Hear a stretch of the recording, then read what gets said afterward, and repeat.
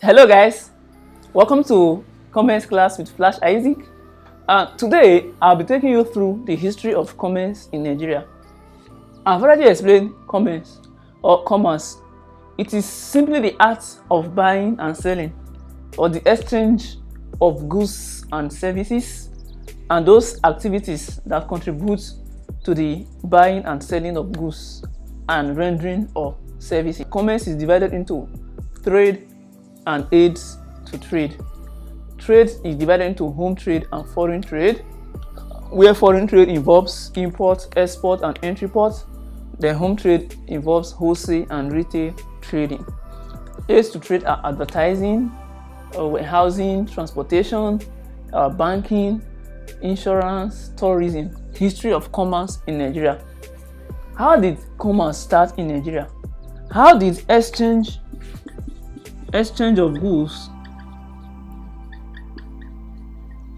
of goods begin?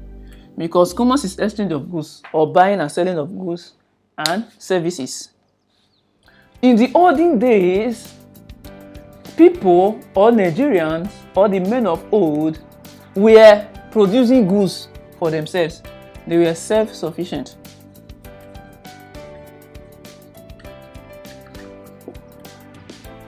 So they produced goods that are just okay for them. So after that, for a very long time, they discovered that the goods they are producing is not okay. They needed something else. It's just like you're at home, you have just rice and beans, you cook rice and beans, cook rice and beans, cook rice and beans, cook rice and beans.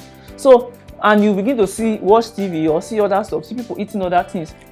Or one day you try to test other things from other people. You begin to see that you are no longer comfortable with what you've been eating. So you need something else.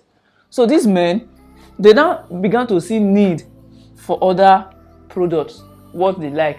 So they now started exchanging of goods. At that time, there was no money to purchase goods, but they did something called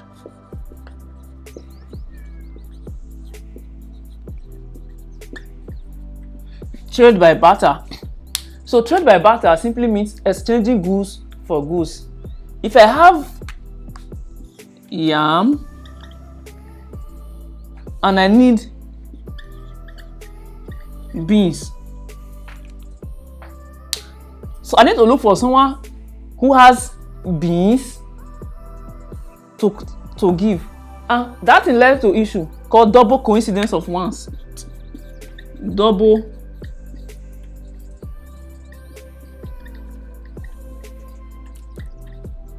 Double coincidence of wants is the major problem of trade by barter. Trade by barter is exchanging goods for goods. If you have yam, you need beans, you look for someone who has beans, okay? Then you exchange. Or if you have something, so any product, you ship this, you get this. So that's what trade by barter is about.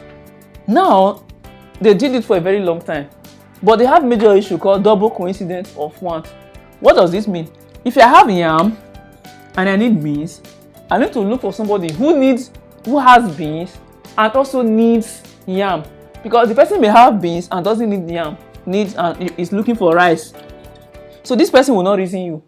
Now this person that has rice may not need beans. So you bring your beans, the person doesn't need it, and the person may not even need yam.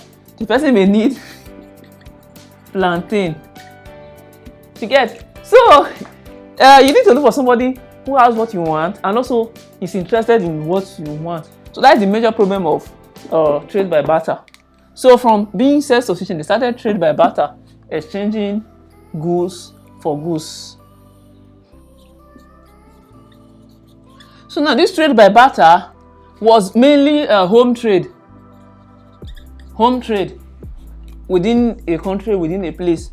Then trans-Sahara trade was the first attempt on foreign trade, because this trans-Sahara trade, people were moving to other places for exchange of goods and services. So in that case, we are using camel as means of transportation. So camels were being used to transport goods from one place to another. So this trans-Sahara trade was a boost on development of commerce in Nigeria. The caravan routes, because caravan routes are like creating paths to get to certain places or region. So caravan routes later linked Nigeria to North Africa. So in this stage, this actually brought a lot of improvement or development to commerce. Arab traders got in contact with Nigeria, and these Arab traders, they brought salt, clothes, books, copper, and other enticing products, which they exchanged with kola nut, slaves, and gold. Which means you bring salt, clothes, book, or all those stuffs, then it gets exchanged for kola nuts, slaves, as the case may be. So those periods, slave trade started. Trading of slave. Just imagine somebody gives you salt and clothes, you give the people, you give them human being as slaves. They started selling people as slaves, which was slave trading. And important regions in this area were Kano, Borno, and Zaria. So they played very important role in trade during this period. Then later, Nigeria got in contact with the Europeans, after which missionaries started coming to Nigeria. So they brought weapons and books and other products, and they exchanged it for slaves and palm oil in Nigeria. So King Jaja Popopo played important role in the development of commerce in Nigeria. Now look at the game changer. The game changer in commerce were the establishment of United Africa Company, Royal Nigeria Company, and exploration of crude oil in Nigeria. So this exploded everything.